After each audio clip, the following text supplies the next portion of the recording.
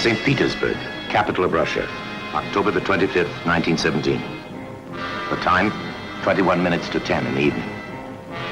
At anchor in the river Neva, the cruiser Aurora waits to take her place in history. In precisely 1 minute's time, her crew, led by Bolsheviks, will fire a shot to signal the attack on the Winter Palace.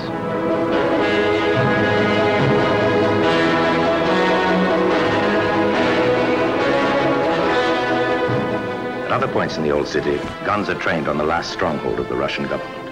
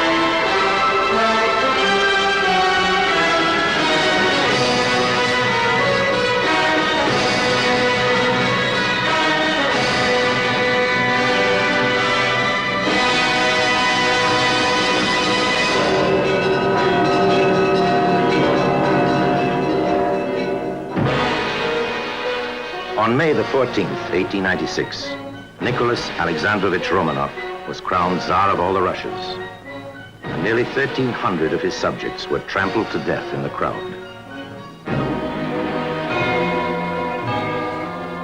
1913, an imperial parade in the Kremlin celebrated the 300th anniversary of the Romanov dynasty.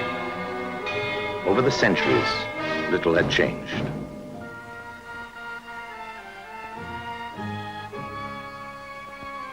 The Tsar and his family were answerable not to the people, but only to God.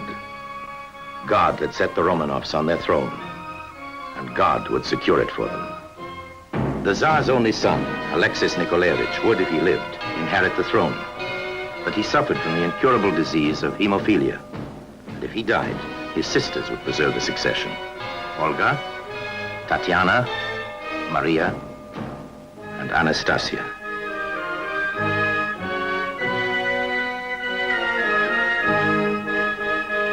Dynasty must survive, and it must be preserved from democracy, a form of government which the Tsar detested.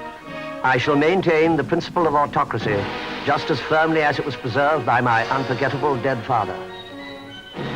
Those who believe they can share in the government dream senseless dreams.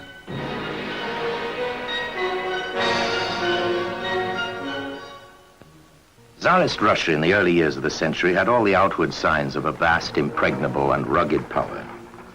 The great Kremlin citadel loomed as a reminder of the three forces which controlled the empire: the crown, the church, and the bureaucracy. For the 160 million people spread over a nation covering 1/6 of the world, there was no other authority.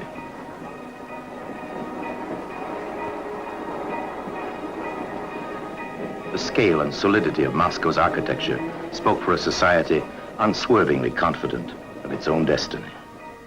In this environment, a remarkable intellectual elite had emerged, and Russian music and literature reached a new peak of achievement. It was Russia's own writers, men like Gogol, Dostoevsky, Tolstoy, and Chekhov, who first saw the shadows lengthening over their own doomed society. For the teeming millions of the Tsar's subjects, illiterate, impoverished, and oppressed, the church was the only source of hope and comfort.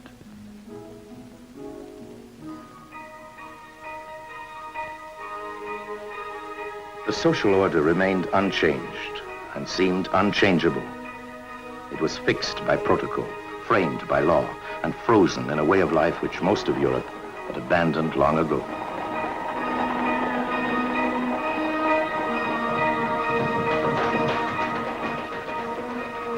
In his personal life, Tsar Nicholas was gentle, quiet, and shy, and his marriage was a love match. With Alex, the whole world has changed for me. Nature, mankind, everything. All seems to be good and lovable and happy. The Empress Alex returned his love and added a constant flow of advice. We have been placed by God upon a throne, and we must keep it firm and give it to our son untouched. And how much easier to be an autocratic sovereign than one who has sworn a constitution. Beloved, listen to me. William J. Hardy, the English novelist, saw the Tsar. I saw the Tsar in 1913. It was the tercentenary of the Romanov dynasty. And he was returning to the Winter Palace from the Kazan Cathedral, where they were celebrating the occasion, and he'd just taken Holy Communion. And there he was, crossing this immense Winter Palace square in a small, very elegant room, all by himself, in a sable cap. And he really looked wonderful. His eyes were, they were blue, and they were just like a blue, yearning spring sky. And he was all alone in this room, and driven by an elderly, bearded coachman who looked terribly anxious, as if he had something very precious he was afraid to spill. And from each side, there were Cossacks galloping along with spears, looking terribly fierce. And of course, everybody in the square whipped off his cap. In the Russian census, the Tsar's profession is entered as landowner, and he personally owned over 6,000 million acres, more than half of all the land in Russia. He and 130,000 other landlords, between them, owned 95% of the country, an empire which stretched nearly 7,000 miles from Germany to Japan, and from the Arctic to the Black Sea. For most of them, change was inconceivable. But there were exceptions.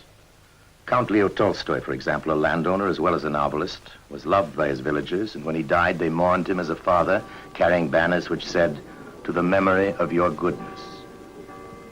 Before my death, I would like to tell you, the working people, what I have thought about your oppressed position. You are compelled to pass all your life in want and in heavy work, while others who do not work at all profit by what you produce. You are slaves of these men, and this should not be.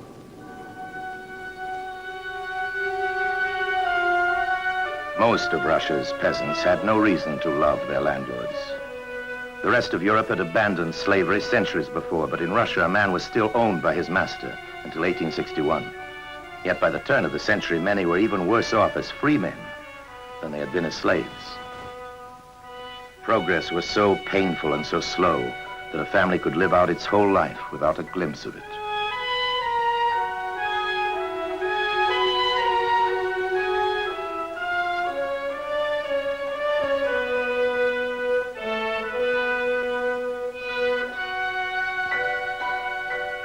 That life was a succession of seasons between birth and death.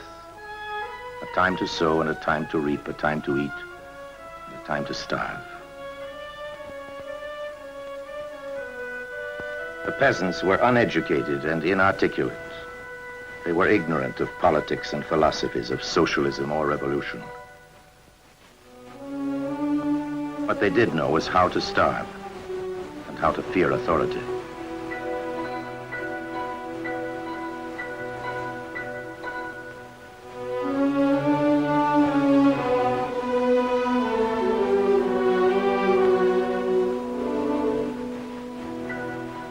The abolition of serfdom brought one change in the lives of the peasants.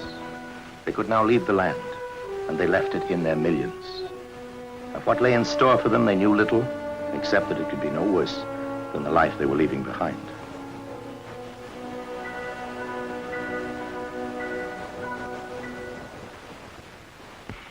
They came to the cities, to Kiev, to Moscow, and especially to St. Petersburg, the fastest growing industrial city in Europe, the lovely northern capital where prosperity still trotted quietly across the river Neva.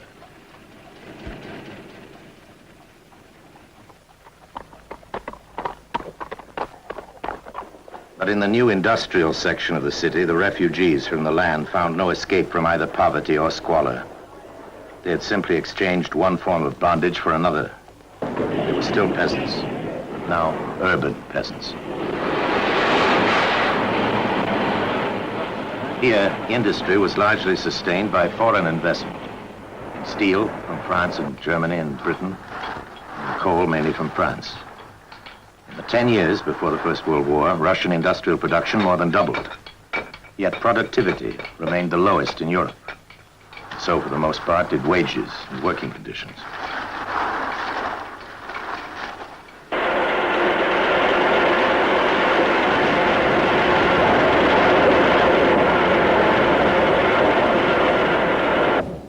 Oil was the one industry in which Russia, by tradition, held the lead.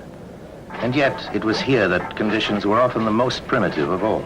Life had changed, but it hadn't improved. It was in these vast industries that men could, for the first time, meet together, discuss their grievances, and talk of political action. Sometimes they spoke of drastic measures for extreme conditions. And a new word entered their daily vocabulary, the word revolution.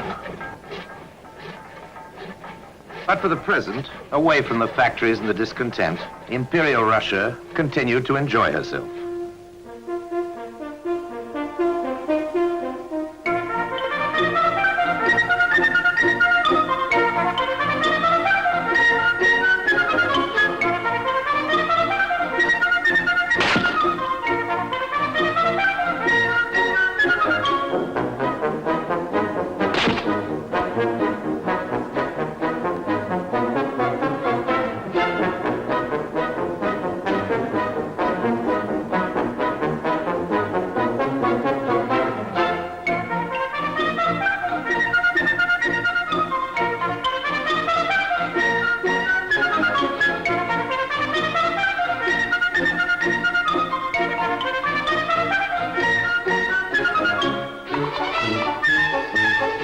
The Tsar and his Empress were happiest when they were together with their family.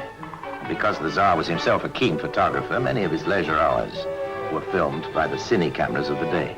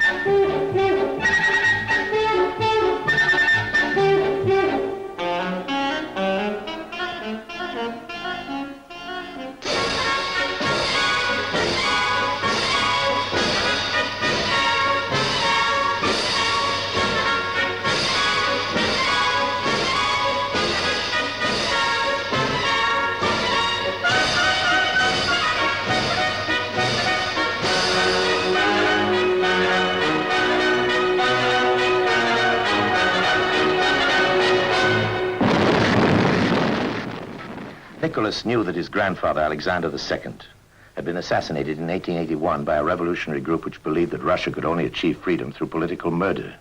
The murders took place, but the autocracy continued. 6 years later, there was an attempt on the life of Nicholas's father, Alexander III. The ringleaders were caught and executed, and one of them was a student, Alexander Ulyanov. His younger brother heard the news and swore revenge. Outbreaks of violence continued into the reign of Nicholas II, despite the exiles and the executions. The large houses of the rich were frequent targets.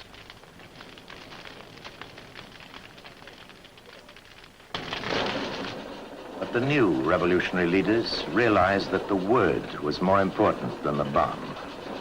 They handed out pamphlets in the tenements and smuggled illegal literature into the factories. They taught the workers a new weapon of protest, the strike.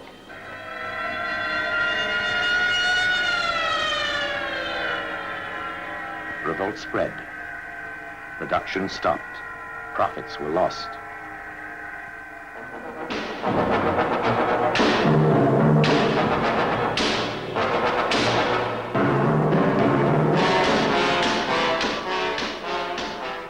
strikers were treated without mercy. They were the enemies of the state and must be suppressed.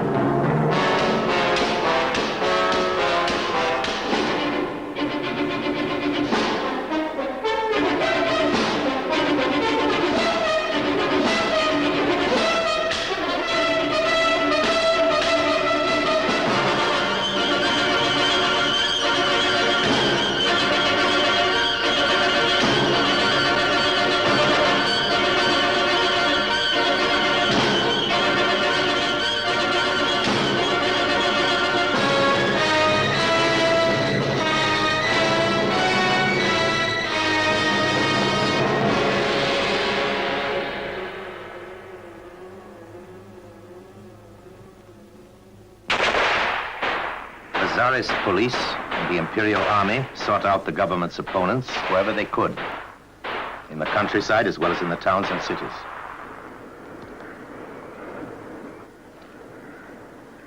Many were imprisoned. Many were exiled to Siberia.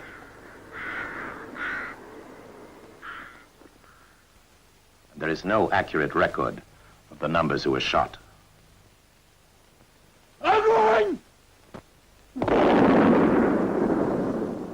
The files of the secret police bulged with the names of known agitators. One of them was the young man who had sworn to revenge the death of his brother. His name was Vladimir Ilyich Ulyanov. Lenin came from Simbirsk, a small provincial town on the shores of the river Volga. He was born in this pleasant yellow frame house in 1870. His father's diligence had rewarded him with the office of Director of Education for the region. His mother was an intelligent and serious woman who, like his father, had been brought up in the middle-class tradition of plain living and high thinking. At the age of 4, Lenin posed with his sister Olga. At the age of 9, he took his place in a portrait of the whole family. His report card proves his diligence. He got 5 out of 5 for everything. His favorite brother, Alexander, was arrested in 1887 for his part in the plot to assassinate the Tsar. And in the prison fortress of Schusselburg, he served his sentence of death. Lenin, now 17, was a marked man. The family moved north to Kazan, and it was here that he first read the works of Karl Marx. In his kitchen, young Lenin found a scientific basis for the socialism which remained the driving force behind the rest of his life. A year later, the family moved once more, south to Samara. And here, Lenin started secretly to convert his friends to Marxism. It was while he was at Samara that the province suffered one of the chronic famines which swept across the landscape like a plague. The leading liberals worked anxiously to relieve the sufferings of the peasants, but Lenin refused to join them, and for the first time demonstrated the steely purpose of the practical politician. This famine is the direct result of the way our society is organized. And as long as society remains unchanged, we shall always have famines. Yet they do cause the peasants to reflect on the facts of our capitalist society, so that they begin to blame the social order for their condition, and their faith in the Tsar and Tsarism is destroyed. This famine could spark off the most serious disturbances, and might even threaten the entire order of society. And so the efforts of the well-to-do to relieve the suffering are quite natural. The truth is that all this talk of feeding the starving is no more than that sugar-sweet sentimentality so characteristic of our intelligentsia. In 1895, Lenin settled in St. Petersburg after visiting Switzerland to meet the leading Russian socialists in exile. And for a time, the Russian watchdogs failed to catch him. He studied law, but most of his days were devoted to the revolutionary underground. He was also very short of money. Dearest Mother, I beg of you to send me, please, a little money, as my own funds have by now almost gone. My landlady is a nagging woman, and when I am not running away from her, I am trying to escape the balalaika which the man in the next room persists in playing. His life was uncomfortable, and his file in the records of the secret police grew fatter. He escaped them several times, but in the end, his capture was inevitable.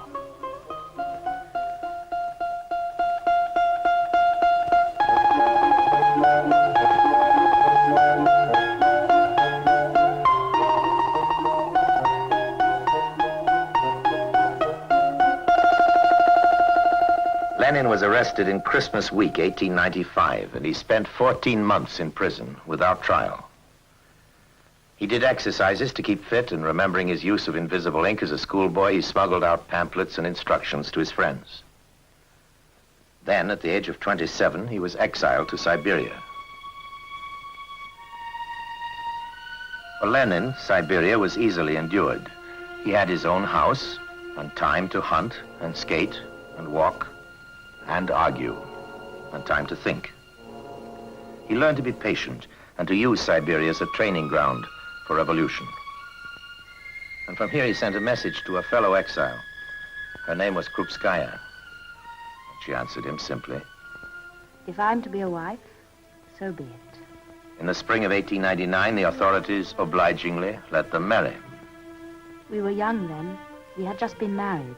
We loved each other passionately, and that enhanced our exile. For a time, nothing else existed for us.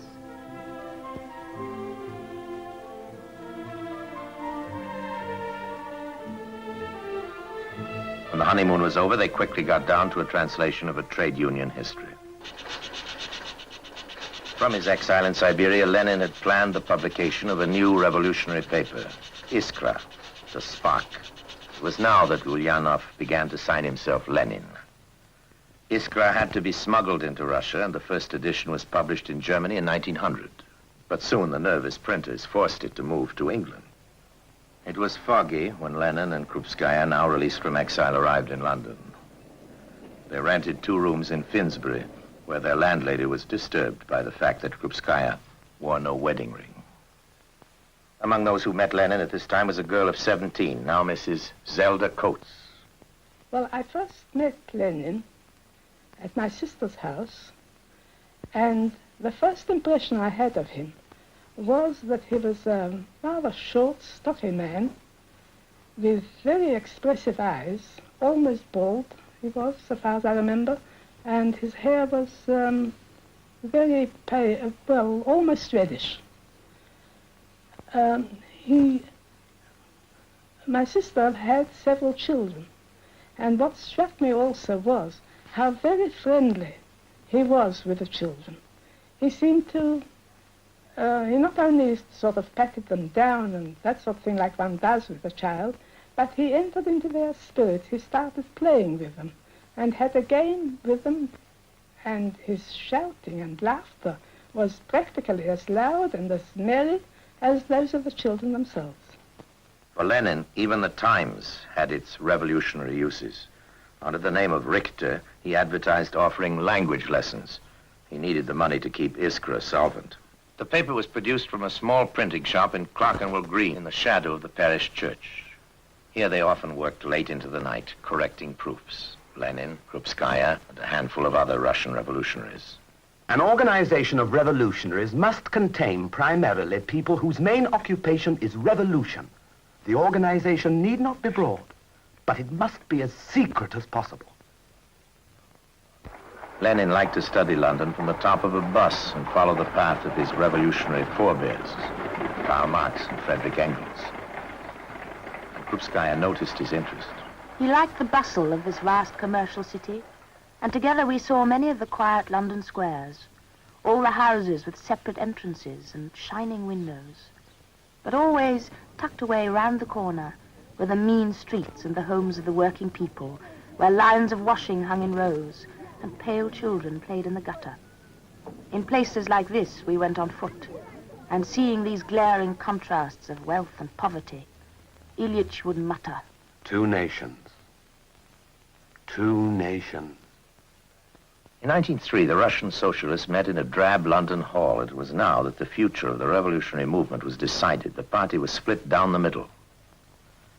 Lenin's opponents wanted to give party membership to every willing helper. The more widely the title of member of the party is spread, the better. We can only rejoice if every striker, every demonstrator is able to declare himself a party member. But Lenin's group was determined that party membership should only be given to a hard core of enthusiasts. It is better that 10 real workers should not call themselves party members than that one chatterbox should have the right and opportunity to be a member. Lenin's group won by 2 votes. They became the Bolsheviks, the majority, and the losers were the Mensheviks, the minority. And there was a fierce discussion as to the tactics to be pursued in Russia at that time. Well, it was soon after the revolutionary events in Russia, and most of the Mensheviks present at that particular gathering, they said, let us have a period of rest now. Let workers are tired out. We must not drive them too hard. And now Lenin, on the contrary, he jumped up from his chair in a rather furious mood, which was a little bit out of the common so far as I knew him at the time, and said, that's all nonsense. It's you, messieurs Mensheviks, who are tired. The working class in Russia are not tired, on the contrary. They are full of energy, they are full of desire to fight for their freedom and for the overthrow of Tsardom.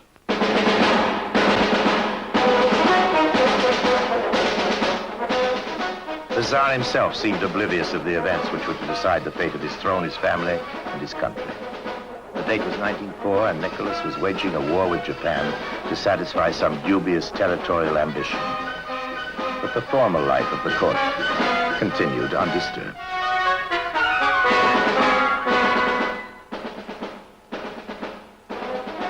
Far away from this elaborate ceremonial, the Russian armies endured successive defeats and then surrendered to the Japanese at Port Arthur. Lenin dryly noted the disaster.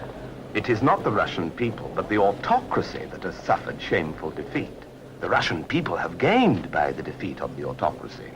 And the capitulation of Port Arthur is only the prelude to the capitulation of the Tsar. In St. Petersburg, news of the humiliations of the war were followed by the iron cold of January. It had become a winter of discontent.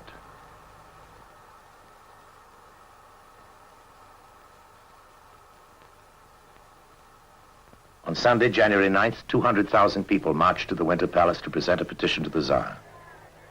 They were all unarmed. They carried icons, and many of them chanted, "God save the Tsar." Their requests for better working conditions were modest, but Nicholas decided not to accept their petition. Hotline!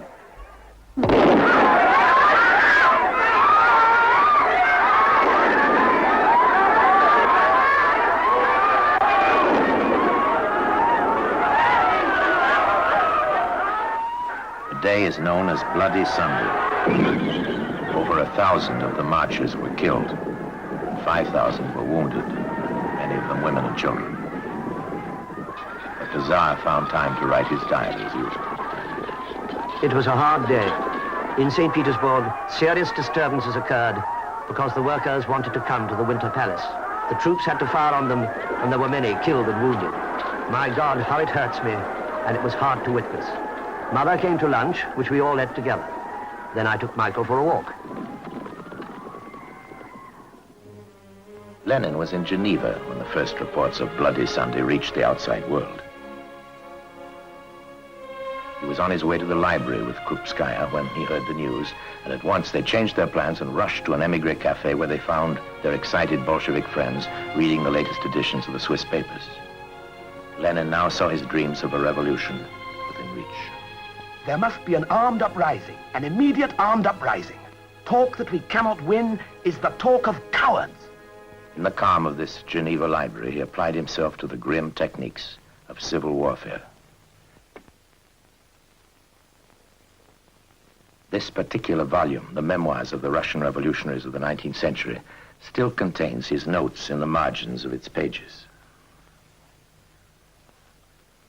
In St. Petersburg in October 1905, representatives of the city's workers met for the first time.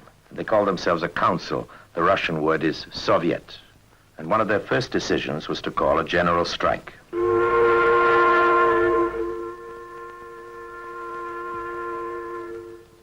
By the end of October, St. Petersburg was at a standstill. With 3 million workers on strike, the Tsar was forced for the first time to make concessions, and he now promised free elections to a national assembly. But the strikers were determined to hold out, and their leaders called for an end to the monarchy.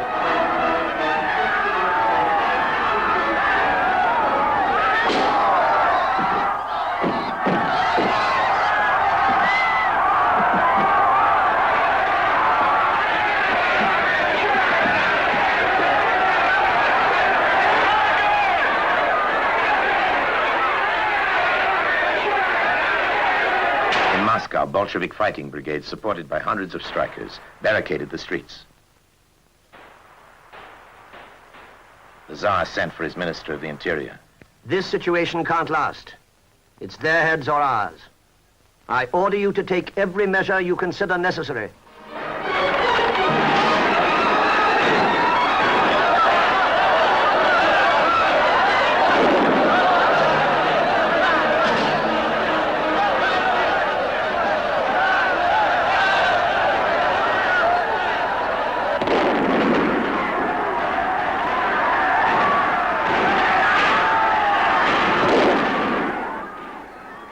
The year 1905, which had begun with Bloody Sunday, ended in yet another public slaughter.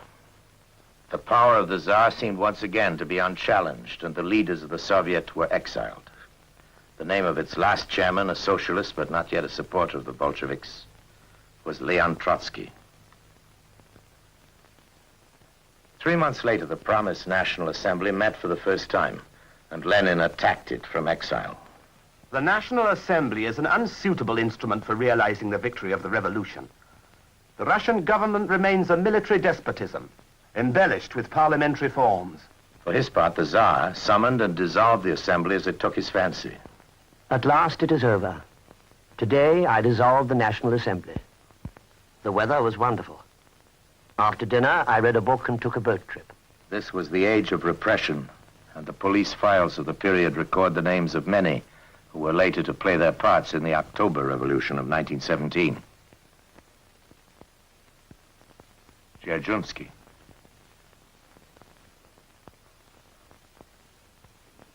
Joseph Stalin. More than 5,000 executions took place, and 40,000 political prisoners died in jail. Tens of thousands more were condemned to penal servitude in Siberia. One of them was Michael Lebedev. You're just a thing, they used to tell us. You belong to me, and I'll do what I like with you. Some of them showed even more respect. I feed you if I feel like it, with anything that's around. And if I don't feel like it, you starve. You're not just anything, you're my thing. We were kept in cells that must have been built for anything from 40 to 45 people. And the food, that muck wasn't food at all. We used to call it pig swill. It was just water with a few scraps swimming about in it. God knows what they were. And that was all. Well, so what? After all, a prison's a prison. All human feeling is utterly repressed by it. In St. Petersburg society, life went on as usual, and the daughters of the well-to-do went about their charitable works. For the Russians are very generous people. Other daughters learned the graceful requirements of a leisured life. This famous academy was known as the Smolny Institute. It was from this very building that Lenin would announce the Bolshevik victory in 1917.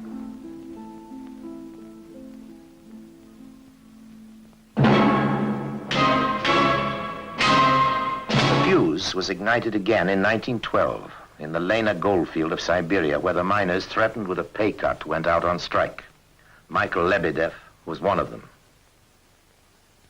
They were waiting for a good moment to fire. Suddenly there was a noise like the ripping of canvas. This must have been the first volley. I listened, then there was a second. The workers began to shout. There was an uproar, and then suddenly everyone fell down. I fell too. And as I fell, I saw Demilov next to me, lying somehow strangely on his back, with an unsmoked cigarette in his hand, staring at me. And then I saw a black worm crawl out from behind his ear. I realized it was blood. It was no joke. They were really shooting. Then another volley, and another, then silence.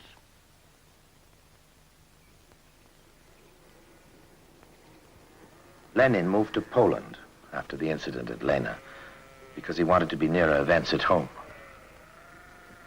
Every day after a supper of soup and meatballs, he would finish off his article for Pravda and take it to the post office. Krupskaya described their life together. We lived in a small, closely knit circle of comrades. Our friends used to come on walks with us. We were nicknamed the Hikers' Party, and we were always being asked to concerts. Ilyich dearly loved music.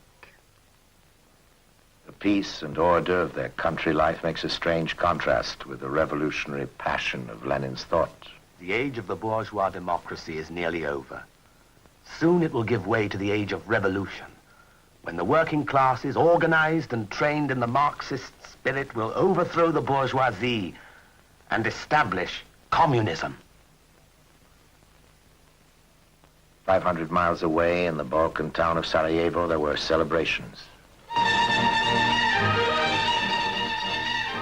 The date was June the 28th, 1914, and the Austrian Archduke Ferdinand was paying a state visit. Waiting for him in the crowd was a young man with a pistol.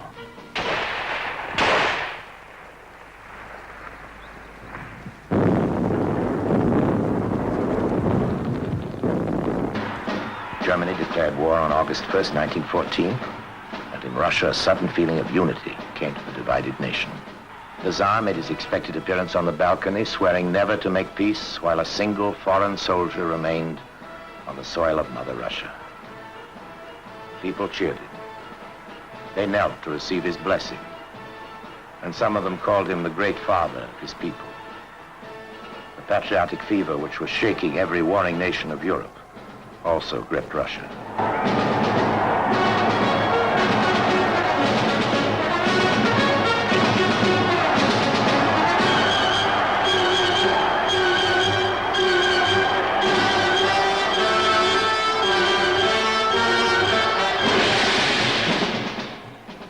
An army of 1.5 million men was mobilized in the first week of the war.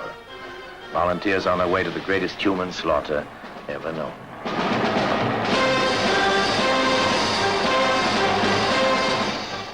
On the bleak battlefields of Eastern Europe, 1 man in every 2 was to become a casualty. The dead often unburied, and the wounded left to freeze in their own blood.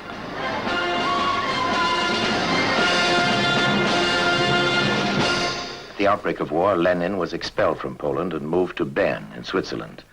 There he addressed all the available Bolsheviks. They met in a wood outside the town, and Lenin outlined his views on the war. The defeat of the Tsarist monarchy is a lesser evil than the defeat of Kaiser's Germany. The greater Russia's losses in battle, the sooner will everyone realize that the people have been betrayed. Our task is plain. Total propaganda in the armed forces as well as the civilian population. Our troops must turn their weapons away from the soldiers of the so-called enemy, who are really their own brothers. We must organize illegal groups in the armies of all nations. This war is an imperialist war. We must turn it into a civil war. Now!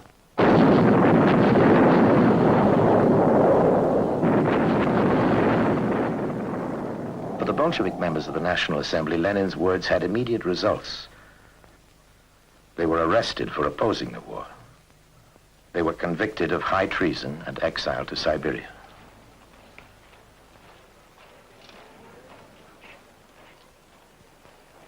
Everyone thought that Russia's vast armies would steamroller across Europe, but they were poorly equipped and incompetently led. Hindenburg, the German commander, inflicted a classic defeat on the Russians at Tannenberg in the first month of the war.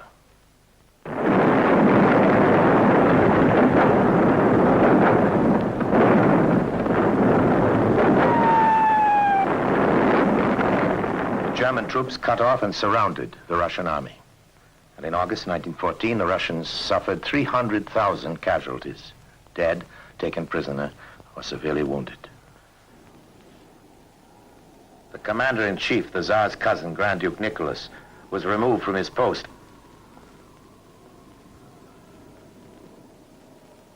The Tsar himself took over, but the defeats continued.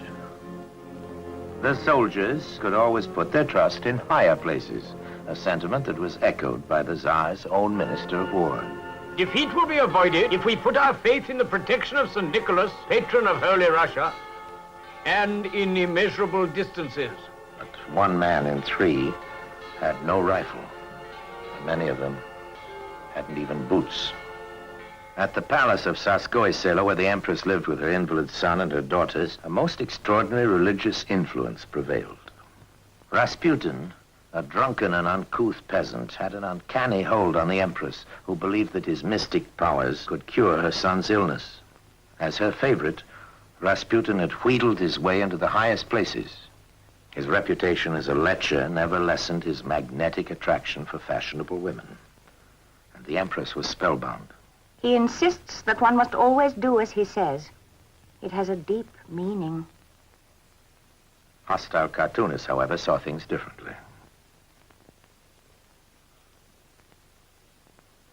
Under Rasputin's influence, the Empress wrote long and prodding letters to her husband at the front. My own Nicky, it makes my heart bleed to think that you have to bear so many misfortunes without me. You have such a terrible load on your poor shoulders. No team spirit, no confidence in the officers. But I do hope you will visit the troops as often as you can, and I can picture their joy when they see you. Looking after the wounded is my consolation. To lessen their suffering in a small way helps my aching heart. The Empress set up her own military hospital near St. Petersburg. It was cleaner and quieter than most. The flood of dying and wounded from the front had increased as the Russian army was pushed steadily back by the forces of Hindenburg. And the reversals of war increased the popular feeling against her friend, Rasputin.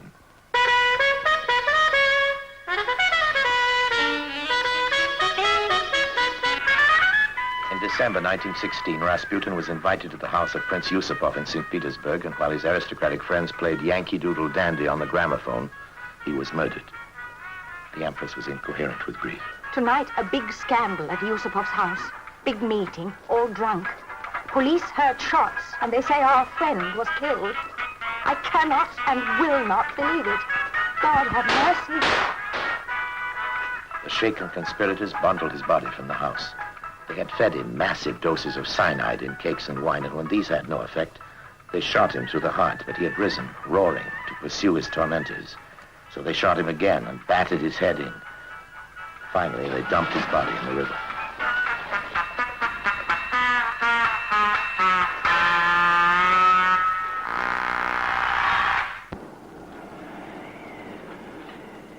The Russian winter of 1916 was one of the coldest of the century. Transport was disorganized, and power supplies were cut. Bread was hard to find, not because it was scarce, because it was just delayed on the way. Sadly and without enthusiasm, the army shivered its way through the frozen months. After the humiliation of defeat had come the bleak miseries of Russian winter.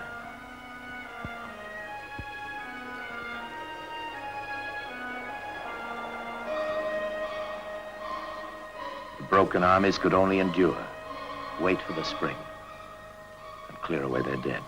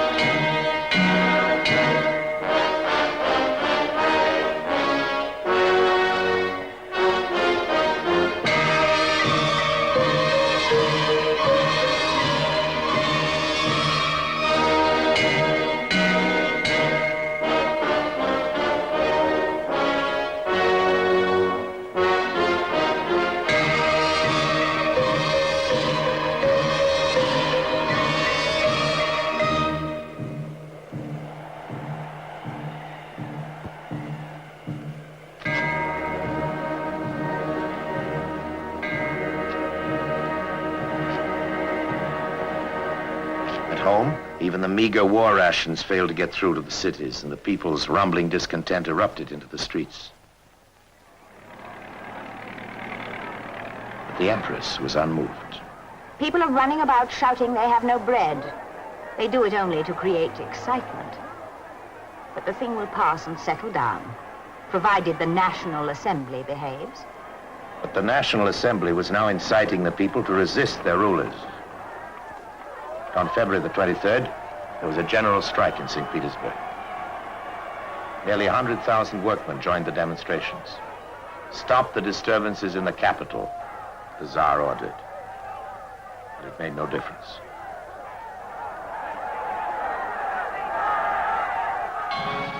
Four days later, the garrison of the city threw in their lot with the strikers, and most of those who mutinied were regular soldiers. It was the turning point. For without military force, there was no means of restoring order, and the fate of St. Petersburg, of Russia, and of the Tsar was now in the hands of the people.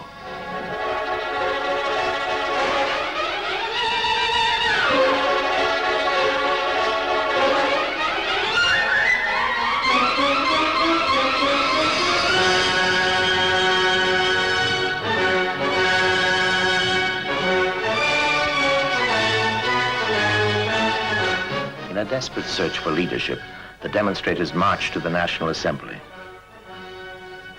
In the same building, a council of workers and soldiers was already sitting, a new Soviet. And from this day, it functioned as a rival to the Assembly. Alexander Kerensky, a 35-year-old lawyer, was a member of both the Assembly and the Soviet. He was a gifted orator, and his brave appeal for the overthrow of the Tsar had made him a public idol. When the troops at the front heard of the riots in the capital and were told that the Tsar might fall at any moment, they cheered and laughed and waved their banners like everyone else, thinking, no doubt, that a new government might end the war.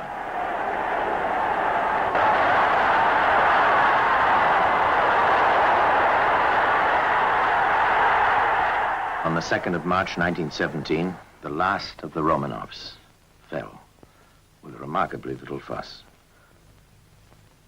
Without even a show of resistance, Nicholas signed the instrument of abdication. He was very obdurate, and so he had to abdicate. And the members of the Duma boarded his train at the siding, Pskov, and demanded his abdication. And he had to agree. There was nothing else he could do. And what was so tragic was that the official document of abdication contained all his marvelous titles. It began with we, Nikolai II Alexandrovich, sovereign emperor and autocrat of all the Russias, Tsar of Poland, great prince of Finland and Lithuania, and Tsar of Siberia, Tsar of Pskov. And so it went on, and etc., and ruler and hospodar of many other lands, to all our faithful subjects. But actually, he had very few faithful subjects left. And when he left headquarters for the capital, all his courtiers were leaving him surreptitiously. They were sort of dropping off at obscure stations, and he arrived all by himself, and he fell into his consort's arms, weeping, because he felt that he'd been terribly humiliated. And of course, nobody wanted the Tsar by then, but he actually said to his consort, he said, now, if the whole of Russia went down on its knees to me and asked me to return, I would not do it. The Empress took a different view. I understand your action, my hero, and I swear upon my life that we shall see you on the throne again, placed there by your people and your army. You will be crowned once more by God himself on earth in your own land. On the day of the abdication, Alexander Kerensky was photographed in the grounds of the royal palace. The leader of a group of middle-class idealists, he was loudly applauded by the masses.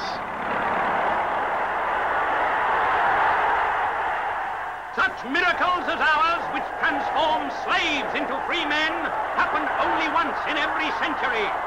Let our slogan be liberty, equality, fraternity. A coalition government was formed of the right and the center. The prime minister was the conservative Prince Lvov, and Kerensky was Minister of Justice. The mob sacked and looted the old Tsarist offices. They destroyed the police headquarters and stormed the jails. Of more practical value was the release of over 1,000 political prisoners.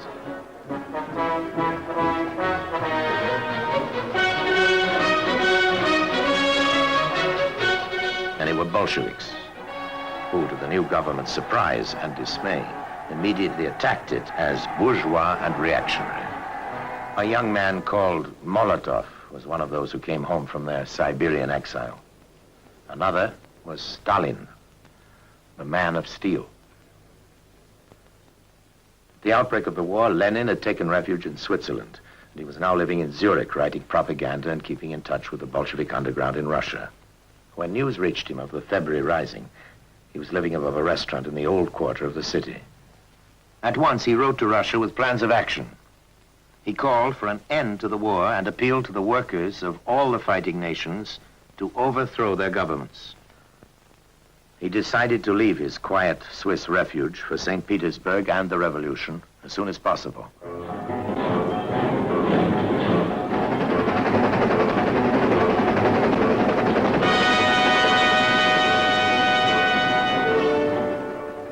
When he left home, Lenin had been away from Russia for over 10 years, and he was traveling with fellow revolutionaries who had spent their exile waiting for this moment. They crossed Germany in a private train, and their safe passage was guaranteed by the Kaiser. The German government saw an obvious advantage in helping those who were so violently opposed to Russia's role in the war. From Germany, the exiles took the Baltic ferry to Trelleborg in Sweden, and then on to Stockholm. There was just time for Lenin to stop for a new pair of shoes and for someone to take this photograph. A group of revolutionaries hurrying to catch up with the revolution. Then they rushed north again, through Finland. At last, on April 3rd, 1917, the long exile was over. 8 days after leaving Switzerland and 6 weeks after the February Rising, Lenin arrived at St. Petersburg. A large crowd met him at the station, and many of them must have expected him to congratulate them on the revolution they believed was won. But for Lenin, the real revolution was still in the future. When the new government talks to you sweetly and makes big promises, it deceives you. All you get is war, hunger, and landlords. But what you need is peace, bread, and land. The day after his return to Russia, Lenin addressed the Soviet in the Tauride Palace, and again he surprised his audience with a bitter attack on the government. Most of our Russian social democrats have betrayed socialism. We want to build the world all over again in the only possible way. By the working class and the poverty-stricken peasants taking power. By the greatest workers' revolution in human history. It is time to cast off the old dirty shirt and put on a new one. 4 weeks after Lenin's return, Leon Trotsky arrived from New York. For the past 12 years, he and his supporters had been bitter opponents of Lenin, but now his brilliance as an orator and organizer were to make him a valuable ally of the Bolsheviks. For a time, the new government seemed to be losing ground. At the end of April 1917, 30,000 soldiers and most of the civilian population of St. Petersburg marched with slogans opposing the war, and May Day was an excuse for the demonstrations to continue. People were enjoying a newly won freedom of speech. Now they used it to call for the overthrow of the government which had granted it. On the battlefields, the Bolshevik peace slogans had immediate appeal. They sent agitators among the troops, and sometimes they even persuaded them that the enemy soldiers really were their brothers. The government, unnerved by army mutinies, made Kerensky Minister of War. Calling for confidence and discipline from the troops, he assured the Allies that Russia would continue to fight. An American delegation welcomed this assurance and recognized the legality of the new government. The British also came and were duly impressed when Kerensky informed them that anti-Bolshevik demonstrations were taking place in the capital. Russia is not a frog for the experiments of Lenin, said the bandits. The Russian battlefront might be crumbling, but at home the women's battalion at least displayed the discipline and loyalty the government demanded.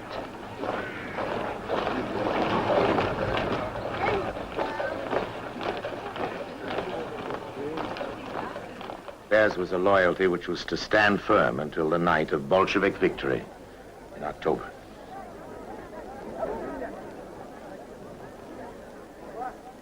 For a time, the events seemed to be going Kerensky's way. He visited the front and got an enthusiastic and loyal welcome. And he appointed new generals and launched a new offensive.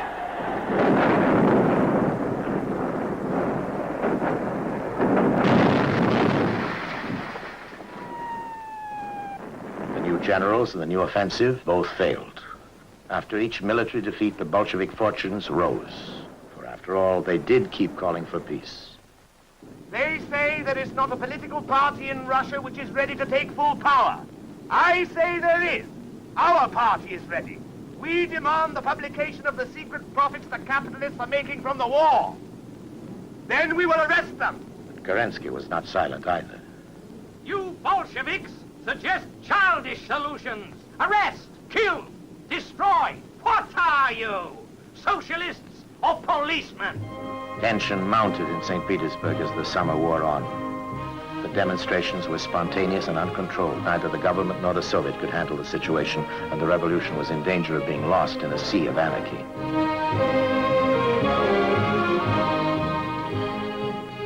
After 2 days of anger and confusion involving 500,000 people, the Bolsheviks officially backed the rioters, and on July 4th, they were met with violence.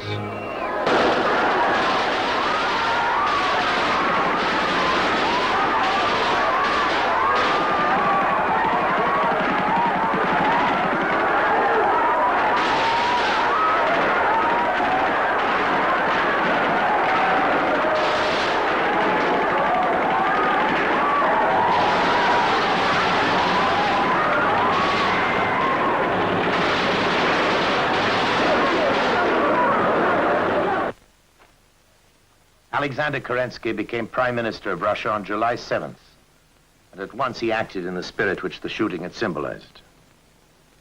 He sacked the Bolshevik headquarters, the former home of a ballerina.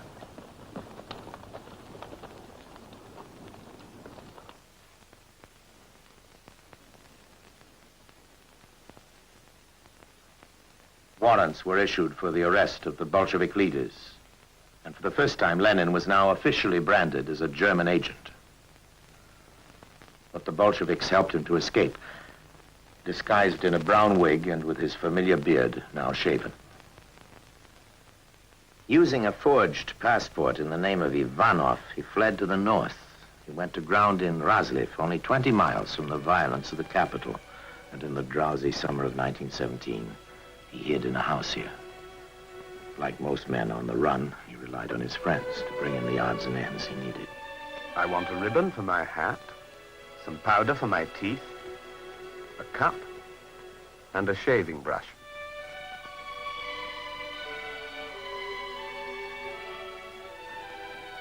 After a time, he felt unsafe and rowed across the lake to find a secure hiding place.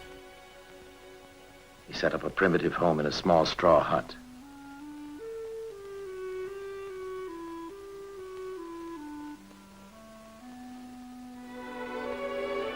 Here, using a sawn-off tree stump as a writing desk, he weighed the chances of revolution. Our membership has more than doubled since April. The army is demoralized, and the peasants are increasingly turning towards us. The government is divided and ineffective, and all the groups except our own are wavering. The bourgeois revolution will pass into the revolution of the working classes. It will happen. Not today, or tomorrow, but very soon. At Moscow's Bolshoi Theater on August the 12th, the provisional government made a desperate attempt to rally the drifting forces of the country and create some feeling of unity. An all-party meeting was convened to discuss a way out of Russia's dilemma. And more than 2,000 delegates arrived to fill the stalls and balconies of the theater. They were intended to represent every group in the whole unhappy chaos of Russian society and politics. But the Bolsheviks were not among them. They boycotted the meeting, called a strike on the day of the conference, and accused the delegates of not truly representing the people. Out of the long session of empty wrangling, one strong man emerged, General Kornilov, the new commander-in-chief, who was so angered by the prevailing confusion that he took the law into his own hands by military action. It's time to hang these German spies with Lenin at their head and disperse the Soviet. I want to move a corps to within striking distance of the capital so that when the Bolsheviks demonstrate, we can humble the traitors as they deserve. Although forbidden by the government, Kornilov's troops advanced on the capital. Kerensky relieved Kornilov of his command, and Kornilov in turn called for the resignation of the government.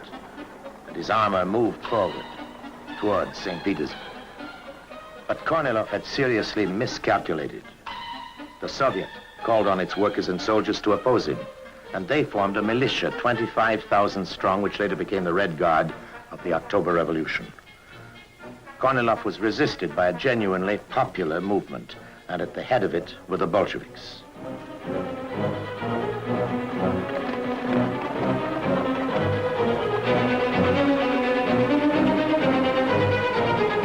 Against such resistance, Kornilov's armor spent itself in vain, and even his notorious savage division of the wild Cossacks was undermined when the grandson of one of its own national heroes joined a delegation to argue it out of its attitude. Those who had resisted Kornilov returned to the city, and the victor was not the government, but the Bolshevik Party.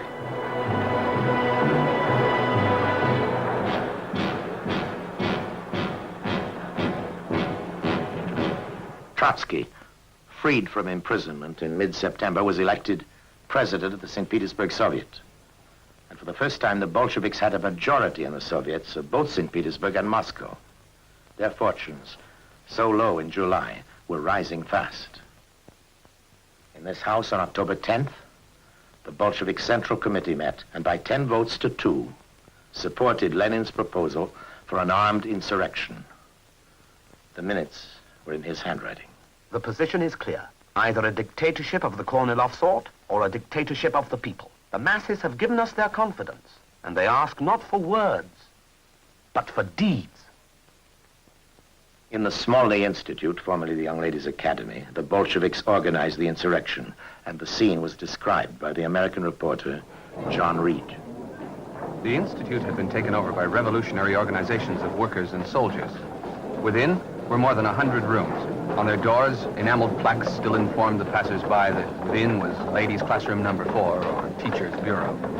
But over these hung crudely lettered signs, evidence of the vitality of a new order. Central Committee of the Soviet, or Union of Socialist Soldiers. The long, vaulted corridors, lit by rare electric lights, were thronged with the hurrying shapes of workmen and soldiers, and the sound of their boots made a deep and incessant thunder on the wooden floor. The landings were heaped with pamphlets and political literature.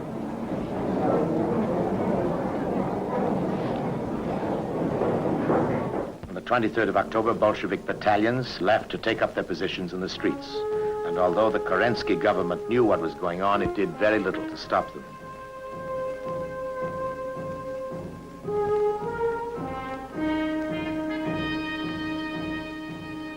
The government suddenly found itself short of armed support. The best it could muster was the still faithful battalion of women.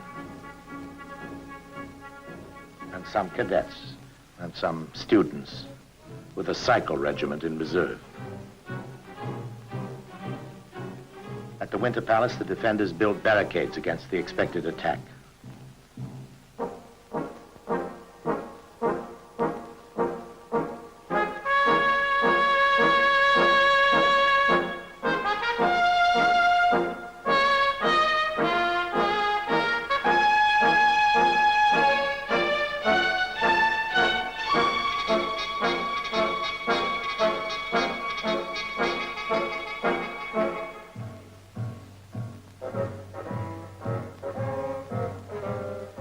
At the Smolny Institute on October 24th, the Bolsheviks made their final plans for the revolution. Their leaders were now working without sleep.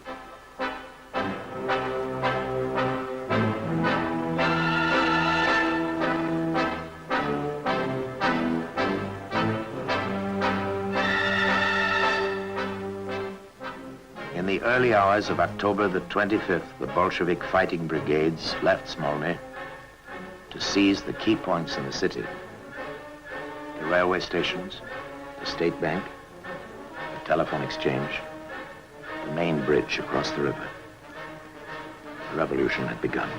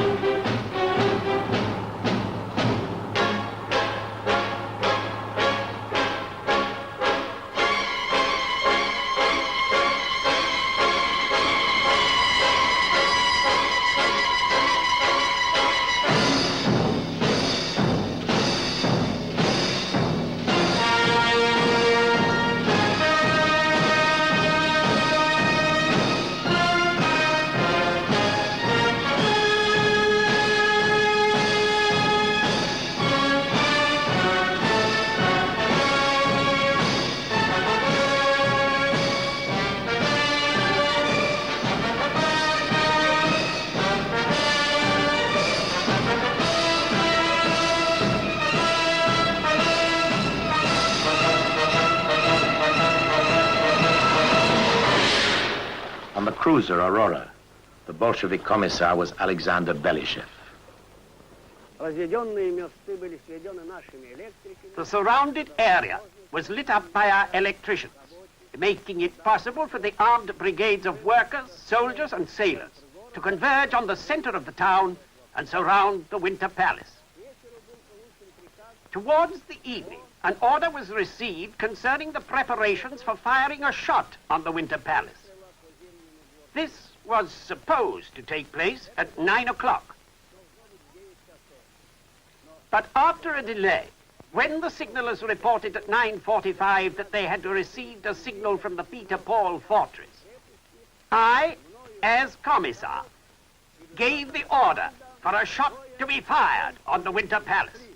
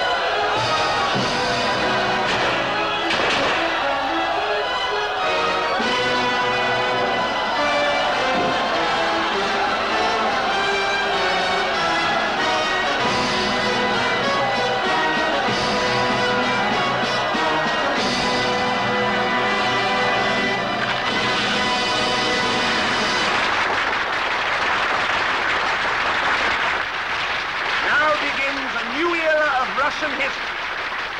We shall end the war. We shall destroy landed property. We shall have a genuine workers' control of industry. Long live the World Socialist Revolution!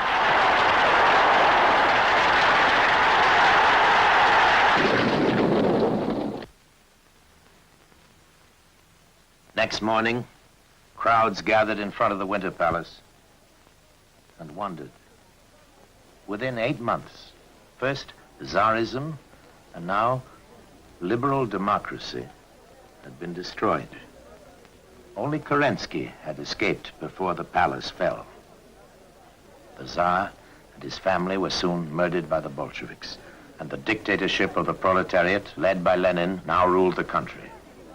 In only 10 days, the revolution had transformed Russia and shaken the world.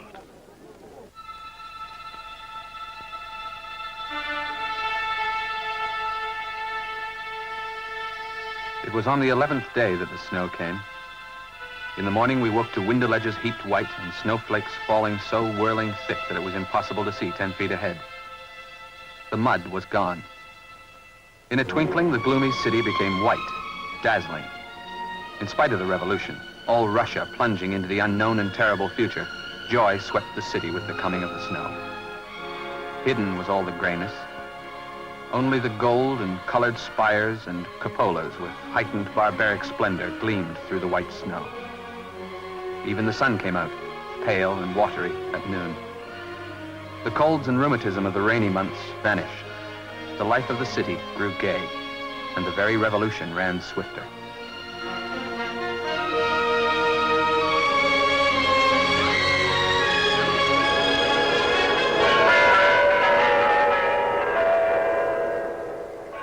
Red Square, Moscow, 50 years later, where once the well-to-do drove sedately in their carriages. A long queue walks towards the tomb of Lenin. They come from every corner of their enormous country, many millions of them every year, and in snow as well as sunshine. In 50 years, the Russian people have achieved much and endured much, an industrial transformation unique in history, and the total destruction in war of 80% of those industries, from the dark ages to nuclear energy for peace or for war. From Lenin's first victory through a civil war and the wild purges of Stalin to a careful coexistence and a personal freedom greater than at any time since the days that followed the abdication of Nicholas II. But who dare say where the road they began to travel in 1917 will finally lead them? And us.